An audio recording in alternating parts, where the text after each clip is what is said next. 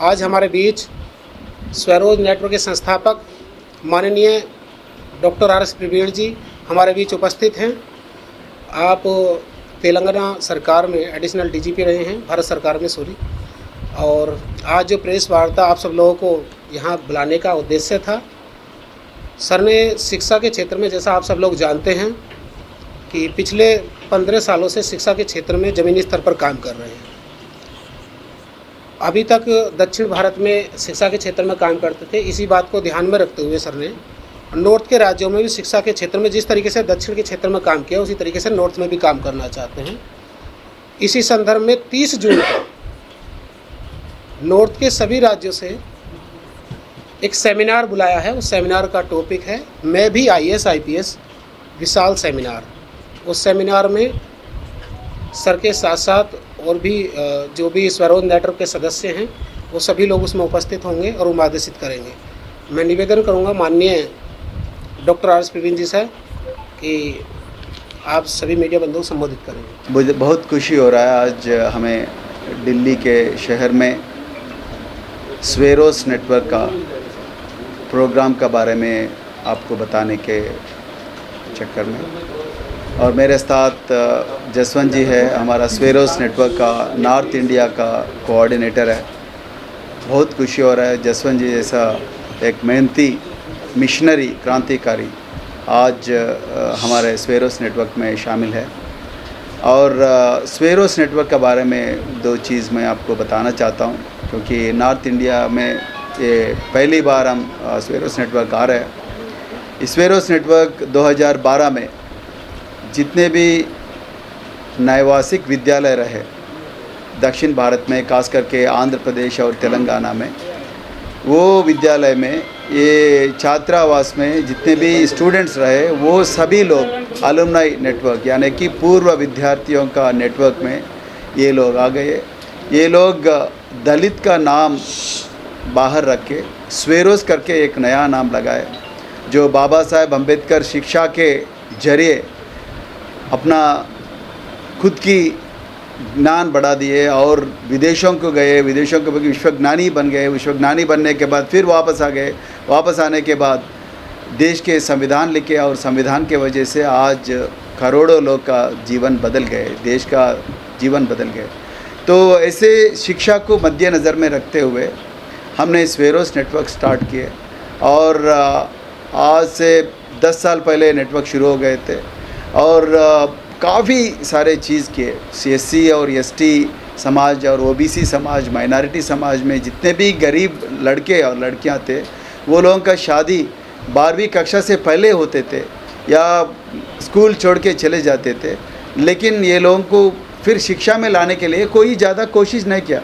सरकार ने सोचे कि हॉस्टल नहीं तो हॉस्टल लगाओ या स्कूल नहीं तो स्कूल लगाओ, लेकिन ये लोग स्कूल में क्या पढ़ रहे, सरकार हॉस्टल में क्या पढ़ रहे, या घर जाने के बाद कोई माँ बाप को ये लोगों के बारे में कोई शिक्षा के बारे में कोई सोच रहा नहीं सोच रहा, उसका बारे में कोई भी ज़्यादा ध्यान नहीं दिए। लेकिन जब से स्वेरोस नेटवर्क आए, स्वेरोस नेटवर्क आने के बाद ये लोगों का शिक्षा के मीडियम ऑफ इंस्ट्रक्शन तेलुगु से इंग्लिश मीडियम में हो गए। गरीब लोग अगर इंग्लिश मीडियम में स्कूल में अगर पढ़ाना हो तो बहुत पैसे खर्च करना होता था। तो स्वेरोस नेटवर्क ने सरकारी के जितने भी सुविधा यूज़ करते हुए, सरकारी का सुविधा को और अच्छा बनाते हुए स्वेरोस नेटवर्क ने 10 लाख बच्चों को मार्गदर्शन किया। अभी तक ये 10 लाख बच्चों से हज़ारों लोग डॉक्टर बन गए, हज़ारों लोग इंजीनियर्स बन गए। देश में हर कोने में जहाँ जहाँ IIT है, NIT है, मेडिकल कॉलेजेस है और सेंट्रल यूनिवर्सिटीज़ है और फॉरेन यूनिवर्सिटीज़ है, पूरा ये लोग गए। और स्वेरोस नेटवर्क ये सरकारी स्कूल्स में, प्राइवेट स्कूल्स में जितने भी गरीब बच्चे पढ़ते हैं वो गरीब बच्चों का परिवारों का यानी कि माँ बाप का भी एक ऑर्गेनाइजेशन बना दिया, पेरेंट्स प्रोग्रेसिव पेरेंट्स लीग। और जितने भी डॉक्टर्स बन गए स्वेरोस नेटवर्क से, वो स्वेरोस नेटवर्क का डॉक्टर्स को पूरा लाइफ लाइन लीक करके बनाए। और स्वास्थ्य का बारे में भी बहुत सोचे, हेल्थ का बारे में, और हेल्थ का बारे में फिट इंडिया फाउंडेशन बनाए ऐसे।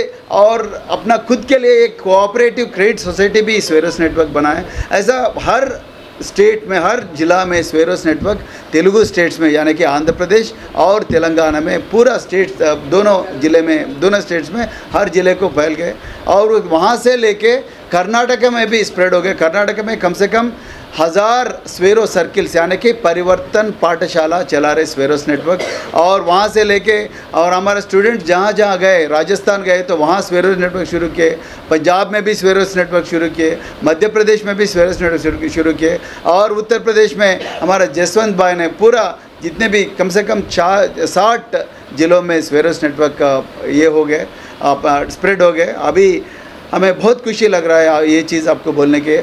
नॉर्थ इंडिया में पहली बार हम 30 जून के दिन शाह ऑडिटोरियम में एक मैं भी बनूंगा सिविल सर्वेंट यानी कि IAS IPS और सेंट्रल सर्विसेज में एक कर्मचारी बनूंगा करके एक 1000 से लेके 1500 छात्र हर नॉर्थ इंडिया का हर डिस्ट्रिक्ट से आ रहे हैं, साउथ इंडिया से भी आ रहे हैं। पहले नेशनल कन्वेंशन दिल्ली में होने वाला है, तो ये इसमें सभी छात्रों के इनविटेशन है और ये नॉन पॉलिटिकल नेटवर्क है, इसमें पॉलिटिक्स से कुछ लेना देना नहीं है।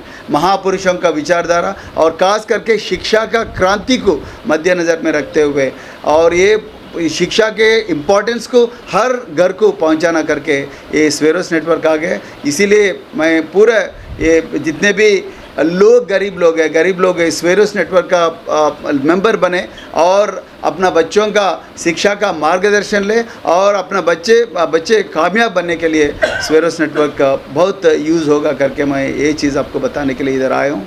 और मैं आप परमिट करें तो 2-3 शब्द इंग्लिश में भी बोलना चाहता हूँ। तो ladies and gentleman, I am very very happy that today we are launching Sweros network in northern part of India. I have with me Mr. Jaswant Singh, who is Northern Indian coordinator of Sweros network. Sweros is primarily a very aspirational identity.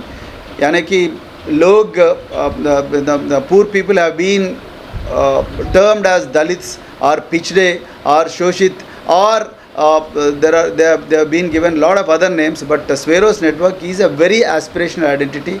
So Sweros network deeply believes that only with education you can change your life, and we have had the opportunity of educating almost 10 lakh people in both Telugu states, that is Andhra Pradesh and Telangana, and Sweros network is responsible for responsible for a girl, youngest girl to scale Mount Everest. Malavat Purna is also from Sweros network, and the first scheduled caste person to scale Mount Everest is Anand Kumar. He is also from Sweros network, and Sweros network has produced thousands of engineers and they have been sent to IITs, NITs and all other great universities in this country. And Sweros network has sent at least 1,500 students to different medical colleges. From the poorest of the poor households, they have been sent to different medical colleges because of the Sweros network. And also Sweros network has been able to send at least 300 to 400 students to foreign countries. And Sweros network is rapidly spreading organization in entire southern India, and thanks to missionaries like Mr. Jaswant Singh, it is spreading in northern India as well. So on 30th June, we have a huge convention of Sweros network with a title that Maibi Banunga IAS IPS, so in which a lot of students from government welfare hostels, private welfare hostels, they are joining all of us in a Shah auditorium in Civil Lines area on 30th June. It starts at 9:30 and ends at 3 p.m. A lot of young civil servants are coming to this seminar, and then they are going to share all their experiences as to what are their backgrounds, socio-economic backgrounds, then how did they come to the universities in which they studied, and how they prepared for civil services examination, and how they could crack civil services examination. So this is what is going to happen on 30th June in Shah Auditorium. A lot of people from not just from northern India and delegates from southern India are also going to come to this seminar. And Sweros network is absolutely a non-political network which focuses on educating the most marginalized people, and second is health of the marginalized communities, and also the economic empowerment of marginalized communities, and also we focus on self-respect aspect of marginalized communities. And then we deeply believe that only through education, like Baba Sahib Ambedkar, like Mahatma Jyotirao Phule, so only through education we can change our lives, and then we can change our families, and we can change our communities. We want to take this as a challenge, and then we want to spread this movement to every corner of India, and then see that people can liberate from slavery on their own. So instead of depending too much on the state, too much on the government, we believe that people have the capacity to liberate themselves from the backwardness, liberate themselves from the oppression, liberate themselves from the lot of other evils which have been plaguing this society. So I thank you very much for joining this press conference, and I extend invitation to you also to join us on 30th June in Shaw Auditorium in Civil Lines area, where a lot of us are going to join, and then we are going to take the oath that only through education we are going to transform this community. This is what I wanted to say, and thank you.